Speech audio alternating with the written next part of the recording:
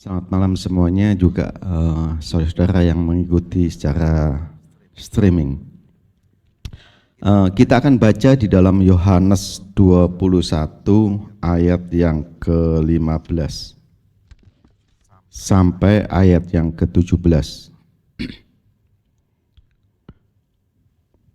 Yohanes 21 ayat yang ke-15 sampai dengan 17. Demikian firman Allah.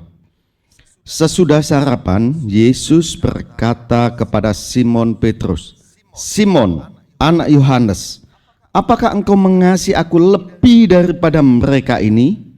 Jawab Petrus kepadanya, "Benar Tuhan, engkau tahu bahwa aku mengasihi engkau." Kata Yesus kepadanya, "Gembalakanlah domba-dombaku." Kata Yesus pula kepadanya untuk kedua kalinya, "Simon, anak Yohanes, apakah engkau mengasihi aku?" Jawab Petrus kepadanya, "Benar Tuhan, engkau tahu bahwa aku mengasihi engkau." Kata Yesus kepadanya, "Gembalakanlah domba-dombaku." Kata Yesus kepadanya untuk ketiga kalinya, "Simon, anak Yohanes, apakah engkau mengasihi aku?" Maka sedih hati Petrus karena Yesus berkata untuk ketiga kalinya, "Apakah engkau mengasihi aku?" Dan ia berkata kepadanya, "Tuhan, engkau tahu segala sesuatu. Engkau tahu bahwa aku mengasihi engkau." Kata Yesus kepadanya, "Gembalakanlah domba-dombaku." Bapak Ibu yang dikasihi oleh Tuhan, dikala Tuhan bertemu dengan Petrus, saudara, yang ditanyakan adalah, "Simon, anak Yohanes, apakah engkau mengasihi aku?" Pertanyaan ini merupakan suatu pertanyaan yang sangat berat untuk dijawab bagi Petrus. Karena apa? Kita semua tahu sebelum hal ini terjadi, apa yang dilakukan Petrus kepada Yesus, saudara, di saat Tuhan belum disalib. Tetapi apa yang dilakukan Petrus itu, Tuhan mengatakan dengan kasih. Tuhan bertanya kepada Petrus, "Simon, anak Yohanes, apakah engkau mengasihi aku?"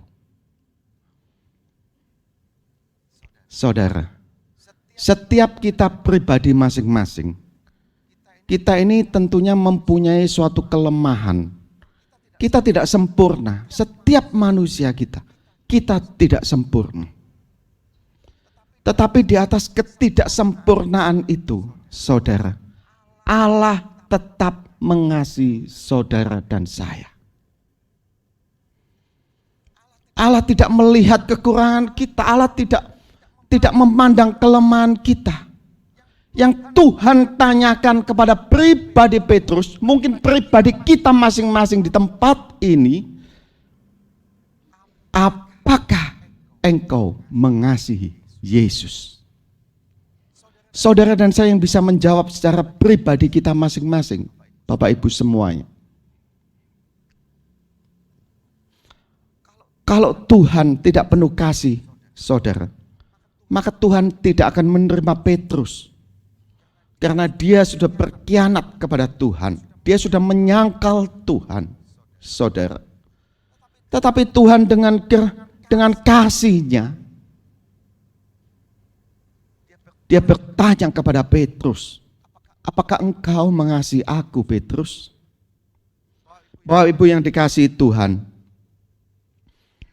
mungkin dalam setiap kehidupan kita ini banyak kelemahan. Seringkali mungkin kita menyangkal akan Kristus dalam kehidupan kita. Di dalam kehidupan kita sehari-hari, saudara. Di mana di lingkungan kita, di mana kita berada, mungkin seringkali kita tidak sengaja kita menyangkal Kristus. Dengan apa, saudara? Dengan perkataan kita, dengan tindakan kita, dengan perilaku kita yang tidak sesuai dengan kehendak Tuhan. Seakan-akan kehidupan kita di dalam hidup ini tidak ada Yesus, Bapak Ibu yang dikasih oleh Tuhan. Sehingga apa yang kita kerjakan, kita lakukan, Bapak Ibu semuanya.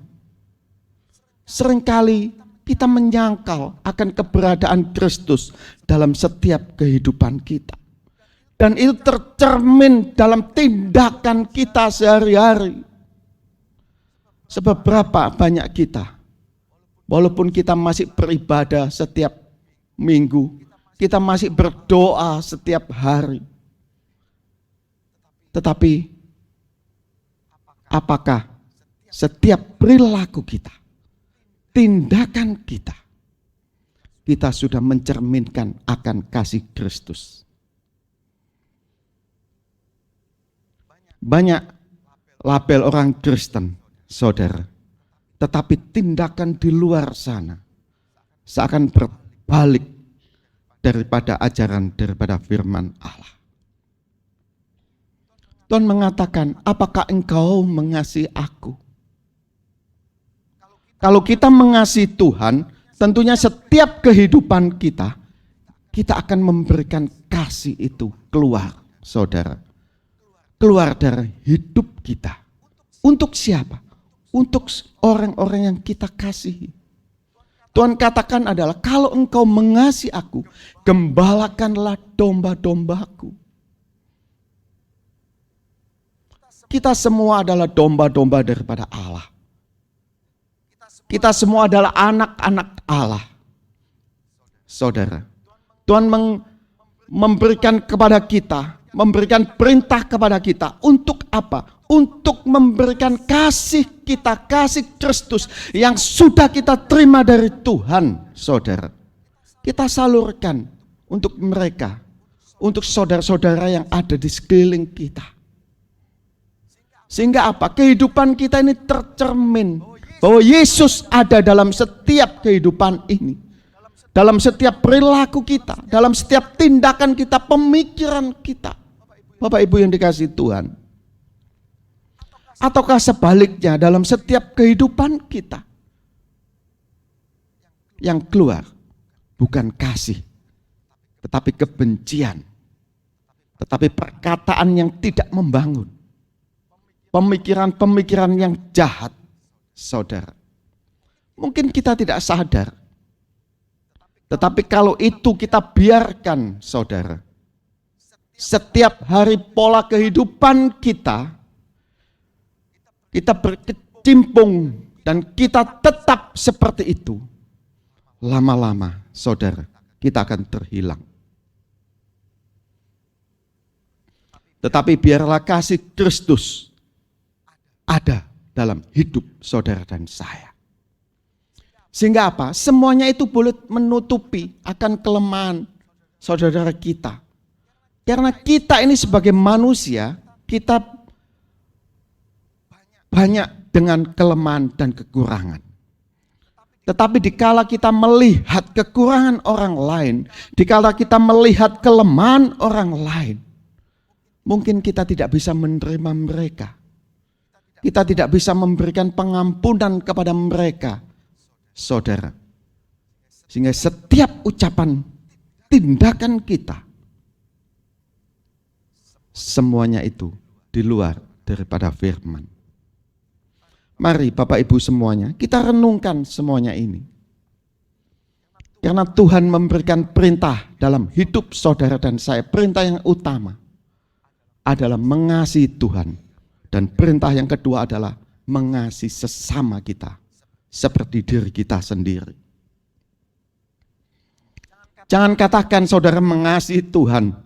Jangan katakan bahwa kita bisa mengasihi Allah. Tetapi yang tercermin, yang keluar dari tindakan kita, itu tidak ada dasar kasih Allah dalam hidup saudara dan saya. Bagaimana orang lain bisa mengatakan bahwa kita mengasihi Tuhan? Bagaimana orang lain bisa melihat dalam setiap kehidupan kita, kita ini adalah anak-anak Allah yang dikasih oleh Tuhan, saudara.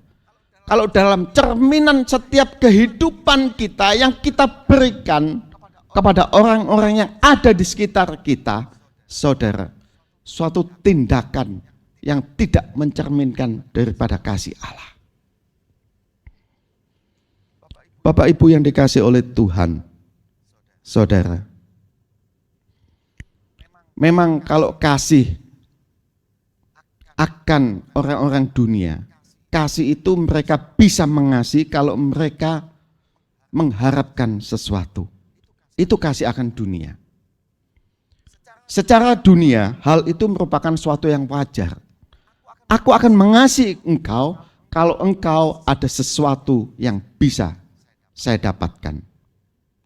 Saya akan mengasihi engkau kalau engkau memberikan kepada saya sesuatu yang menyenangkan hati saya. Tetapi kasih Allah tidak demikian. Bagaimana Tuhan yang sudah diperlakukan seperti itu? Tuhan masih bisa berkata, apakah engkau mengasihi aku? Kalau kita flashback balik, saudara. Saudara disakiti, saudara dikhianati. Mungkin saudara ditinggalkan oleh teman saudara, oleh saudara kandung saudara. Saudara datang dan saudara masih bisa mengatakan, apakah engkau mengasihi aku? Kalau hal ini bisa kita lakukan, kalau kita mau belajar, saudara, maka orang dunia akan melihat bahwa kasih Kristus memang nyata dalam hidup saudara dan saya. Sehingga mereka boleh melihat, mereka boleh mengetahui bahwa Kristus ada dalam setiap kehidupan kita, melalui setiap apa yang ada dalam hidup kita, perkataan kita, tindakan kita, Bapak Ibu semuanya. Dan itu bisa dilihat oleh mereka yang belum mengenal Tuhan. Sehingga apa? Kehidupan ini dapat menjadi suatu saksi Kristus yang hidup, saudara.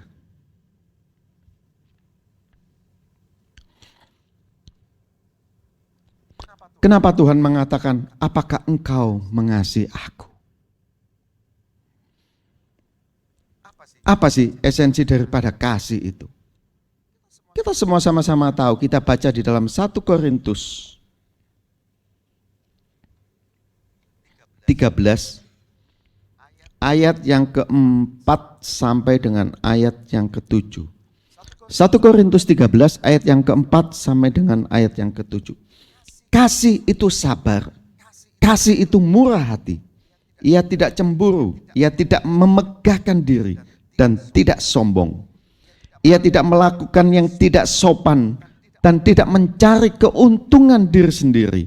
Ia tidak pemarah dan tidak menyimpan kesalahan orang lain. Ia tidak bersuka cita karena ketidakadilan, tetapi karena kebenaran. Ia menutup segala sesuatu, percaya segala sesuatu, mengharapkan segala sesuatu, sabar, menanggung segala sesuatu. Kalau kita renungkan, saudara, di dalam ayat ini dikatakan bahwa kasih itu sabar. Kata-kata yang pertama, definisi daripada kasih. Kasih itu sabar. Saudara, kelihatannya mudah ya, sabar. Oh, sabar. Kalau kita dalam keadaan baik-baik, saudara, sabar, mudah. Tetapi kalau kondisi kita tentunya ya dalam keadaan mungkin tidak baik, dalam segala sesuatu mungkin kita masih belum baik. Kalau ada orang yang menjengkelkan, ada orang yang berkata tidak mengenakkan, saudara, apakah kita masih bisa sabar? Nggak usah jauh-jauh. Orang yang ada di sekeliling kita, ya, suami kita, kalau dia menjengkelkan istri kita, saudara, kalau dia menjengkelkan anak-anak kita, apakah kita masih bisa sabar, saudara? Karena yang pertama definisinya bukan yang muluk-muluk dikatakan, kasih itu sabar. Masihkah kita bisa sabar? Memang, saudara, kita semuanya ini belajar dalam setiap kehidupan kita. Enggak ada kita yang sempurna. Tetapi apakah kita mau untuk belajar melakukan apa yang Tuhan perintahkan dalam hidup saudara dan saya? Memang kalau belajar, saudara, itu merupakan suatu hal yang tidak mengenakan. Yang namanya belajar, saudara, itu mungkin menyakitkan dalam diri kita, dalam hati kita. Kita semua tentunya pernah belajar.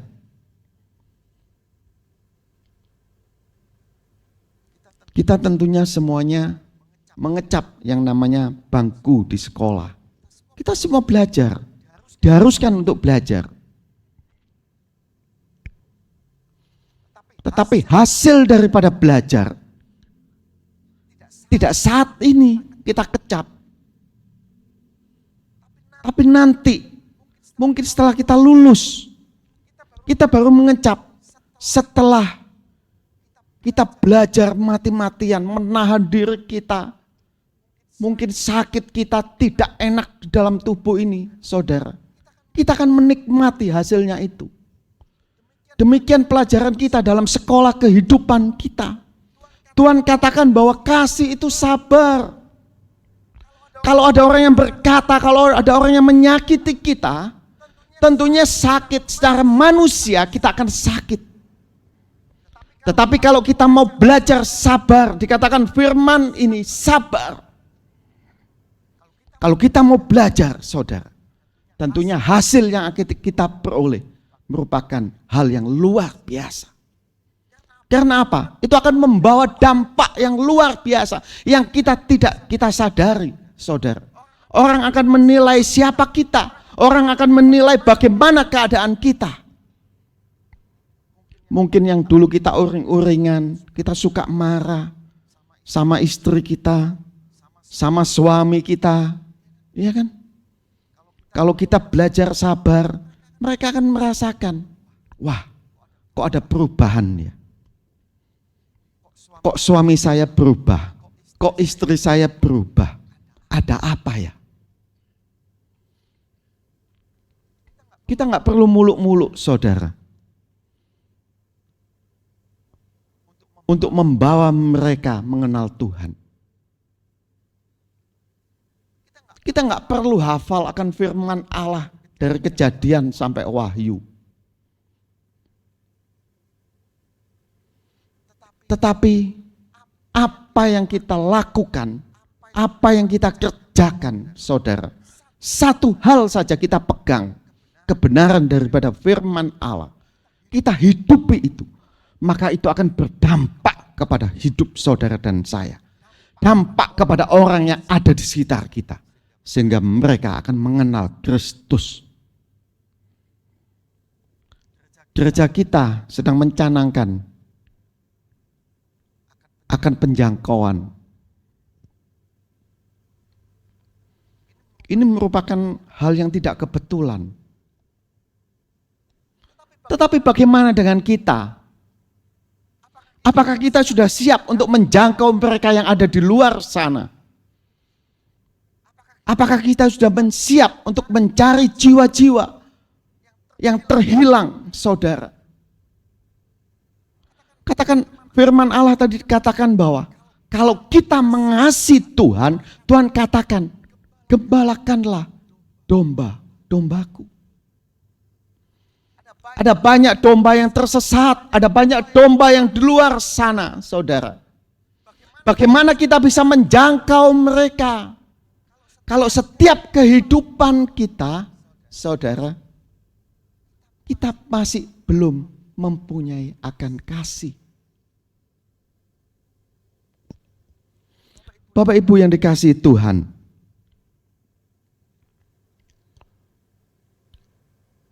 kasih itu memang mengenakkan, kasih itu menyenangkan, saudara. Tapi untuk melakukan perlu suatu usaha.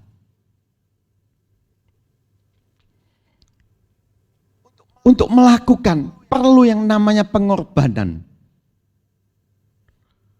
Untuk melakukan itu perlu yang namanya komitmen dalam setiap kehidupan saudara dan saya.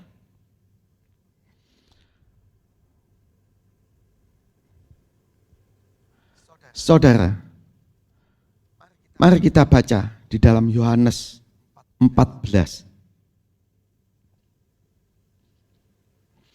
Yohanes 14 ayat yang ke-15. Yohanes 14 ayat yang ke-15. Jikalau kamu mengasihi aku, kamu akan menuruti segala perintahku. Dikatakan demikian. Jikalau kamu mengasihi aku, kamu akan menuruti segala perintahku. Bukan cuma satu perintah, bukan cuma dua perintah, tetapi semua perintah Allah kita harus lakukan. Bapak Ibu yang dikasihi Tuhan, waktu berjalan cepat.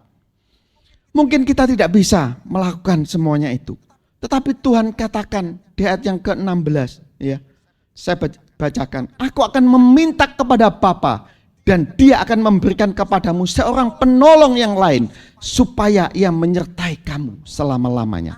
Artinya, kalau kita tidak mampu, ada Roh Kudus yang menolong setiap kehidupan saudara dan saya, yang memampukan kita untuk apa? Untuk melakukan perintah Tuhan. Sehingga setiap kehidupan saudara dan saya akan dikasih oleh Tuhan, Bapak Ibu semuanya. Bagaimana kalau kita tidak menuruti akan perintah Tuhan? Bagaimana kalau kita hanya berpangku tangan? Kita tidak berusaha untuk hidup sesuai dengan kehendak Tuhan, saudara. Tuhan memberikan perumpamaan di dalam Matius 23, saudara. Matius 23.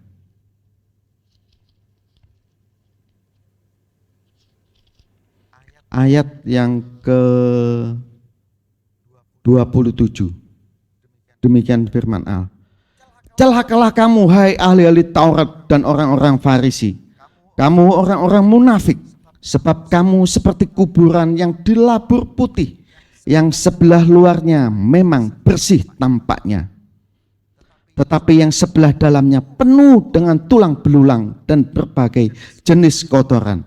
Demikian jugalah kamu di sebelah luar. Kamu tampaknya benar di mata orang, tetapi di sebelah dalam kamu penuh kemunafikan dan kedurjanaan. Saudara, ini merupakan suatu teguran yang keras yang diberikan oleh Tuhan.